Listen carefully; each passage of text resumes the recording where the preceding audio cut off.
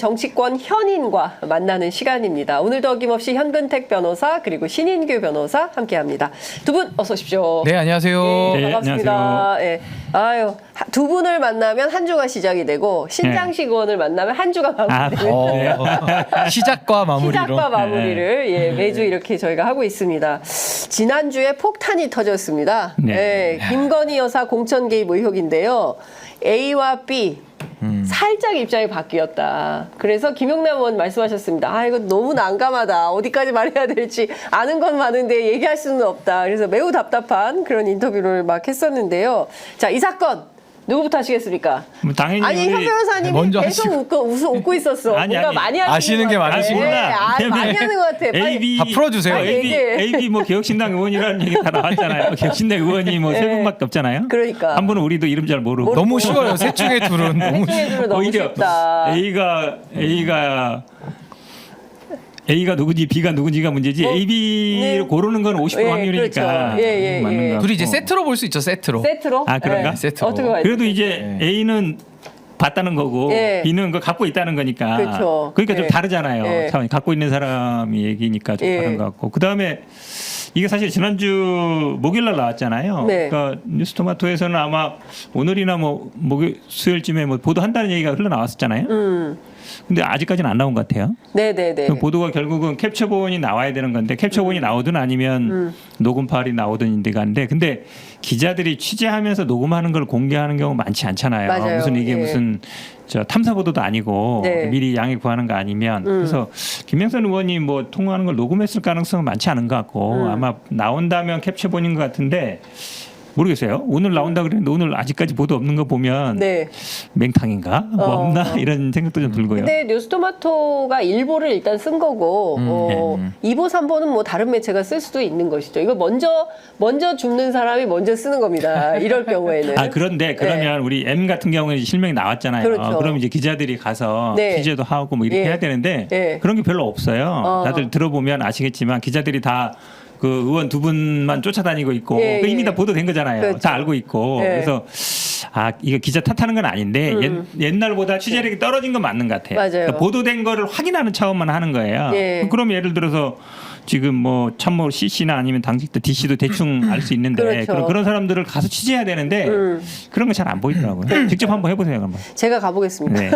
근데 MC는 너무 멀리 계셔가지고 아, 전화를 예. 하면 되죠. 그래도 창원에 한번. 전화를 안 받더라고요. 안 받아요. 예. 네. 사실 제가 MC를 알고 접촉한 건 굉장히 오래됐습니다. 네. 예. 근데 잘 연결이 안 되고 그 뭐 기자들 취재로 근데 이게 기자들 취재만으로는 또 어려운 면이 있어요. 아, 그쵸. 또 왜냐하면 이렇게 되면은 다 잠수를 타버려요. 숨어버리죠. 예. 그리고 막 다 전화 끊어버리고 전화 바꿔버리고. 아니 그리고 그러면 수사산이지 이제 이걸 갖다가 언론에서 더 밝힌다라는 거는 그러니까요. 좀 한계가 있는 것 같고요. 저는 무엇보다 이 내용에 대해서 사실에 매우 부합한다라고 볼 수 있는 한 두 가지 증거가 있는 게 첫 번째는 대통령실의 입장입니다. 대통령실의 공식 입장이 문자한 적 없다라고 김영선 전 의원처럼 부인하는 게 아니라 그냥 문자한 거에 대해서는 이제 본인들도 그냥 넘어갑니다. 그리고 결과에 영향을 미치지 않았으니까 개입한 게 아니지 않느냐 지금 이렇게 얘기를 하고 있거든요. 아니 그러면 술 먹고 운전해가지고 사람이 꼭 다치거나 돌아가셔야지만 처벌하는 겁니까? 음주운전 자체도 범죄거든요. 그렇죠. 그러니까 개입 그 자체가 범죄인데 그 결과가 나오지 않았으니까 뭐 이상 없다. 이거는 뭐 너무나도 이거는 달나라 법리 해석이라고 좀 보는 것이고 그리고 두 번째는 윤석열 대통령이 그동안에 고소고발을 남발해 왔었어요. 그러니까 진실로 보여지는 내용까지도 걸고 들어가서 본인들의 명예가 뭐가 있는지는 모르겠지만 그 명예를 지키기 위해서 아주 열심히 노력을 해왔는데 이번에 뉴스토마토에 대해서 고소고발했다는 얘기가 안 들립니다. 아직까지는. 네네. 그리고 고소고발을 아마 뉴스토마토는 기다리고 있을 거예요. 언중이로 간다 그러죠. 그러니까요. 언중이로 가지 고소고발을 안 하거든요. 그러니까 전 이 두 가지로 봤을 때 지금 이 보도 내용은 사실에 부합할 가능성이 매우 높고 그리고 주변 정황도 국민의힘 안에서 김건희 여사가 공천에 대해서도 개입한다라는 설들이 너무 많았거든요. 네네. 너무 많았기 때문에 저는 사실에 부합한다라고 거의 보는 것이고 그동안 김건희 여사가 국정 개입은 많이 했죠. 뭐 양평부터 뭐 수두로 빽빽합니다. 당무 개입도 했죠. 한동훈 비대위원장한테까지 그러니까. 문자 보내는 게 네. 당무 개입이에요. 네. 이제는 공천 개입이라고 하는 선거 개입까지 나온 거거든요.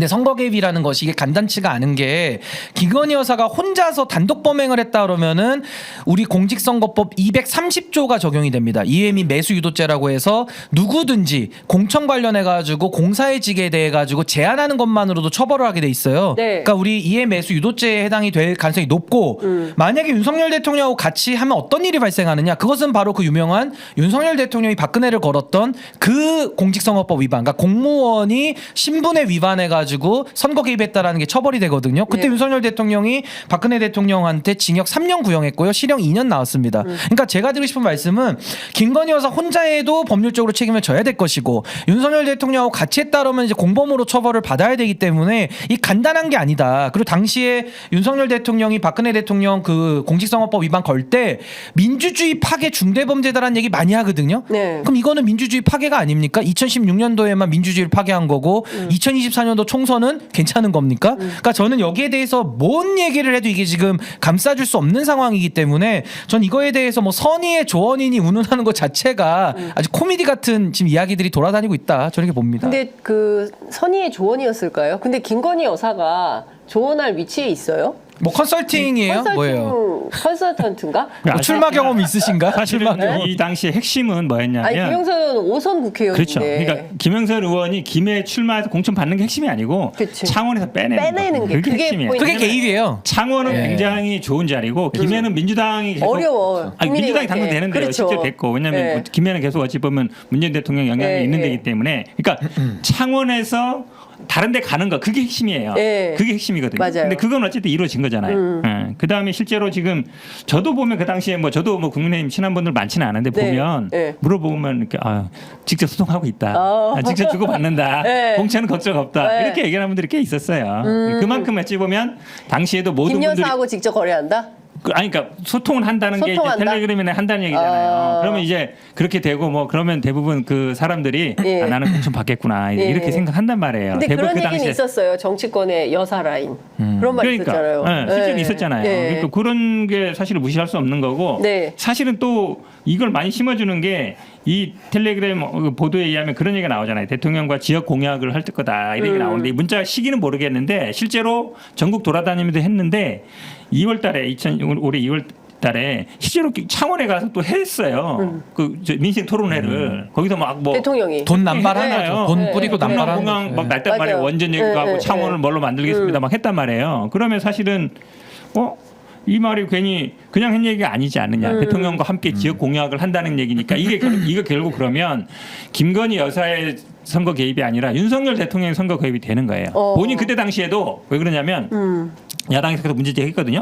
사실상 이게 선거 운동 아니냐. 지역마다 돌아다니면서 다 있었죠. 했거든요. 민주당이 굉장히 굉장히 비판했죠. 비판했어요. 왜냐면 네. 가는 데마다 공약 발표하고 그러니까. 하필이면 꼭 좀 뜨거운 붙은 데 네. 이런 데 했거든요. 뭐 용인 가서도 뭐 반드시 얘기하고 그러니까. 저기 가서 얘기하고. 근데 이게 이런 후보 선정이나 아니면 그런 지역 공약을 만들겠다라고 이게 지역 공약이라는 얘기가 만약에 문자 내용이 있으면 네. 이게 대통령의 선거 개입이 되는 거예요. 아 지역 공약이라는 게 그렇죠. 실제로 문자에 있다면 그렇죠. 중요하네. 중요하죠. 네, 그러면 중요하네. 이게 단순히 네. 아니, 대통령 움직인 거잖아요. 그렇죠. 대통령은. 대통령이 선거에 공범이지. 개입한 거기 때문에 공범. 네. 만약에 그러면 이거 대통령의 선거 개입이 되는 거기 때문에 이거는 뭐 탄핵 문제도 갈 수 있는 거예요. 헌법 위반에 정치적 예. 중립 위반 아까 말씀처럼 이게 보통 박근혜 전 심각한 문제가 대통령도 아니구나. 그럼요. 예. 이게 대통령의 선거 개입 처벌 받은 문제까지도 선례가 걸칠 수 있는 있는데. 거예요. 네.